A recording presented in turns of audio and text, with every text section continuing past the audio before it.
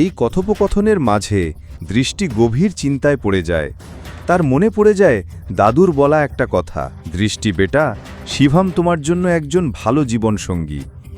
আর একটা কথা মনে রেখো, যখনই তুমি বা নারাং ইন্ডাস্ট্রির সমস্যায় পড়বে, শুধুমাত্র শিভামই তোমাকে তা থেকে উদ্ধার করবে। তুমি কি বলতে চাইছো? যথেষ্ট হয়েছে, সবাই চুপ করুন প্লিজ। ঋষভ, তুমিও। এবং ভুলে যেও না, আমি এখনও এই কোম্পানির বস। ডিসিশন মেকিং পাওয়ার এখনও আমার হাতেই আছে। যা কিছু হবে সেটা আমার সিদ্ধান্তেই হবে। শিবম, তুমি বলো, তুমি কি বলতে চাও? আসো শিবম, এখানে বসো। প্রথমে আমি কোম্পানির শেয়ার হোল্ডার আর ইনভেস্টরদের ডিটেলস চাই, তারপর ব্যালেন্স শিট দেখতে হবে, তারপরই আমি কিছু বলতে পারবো।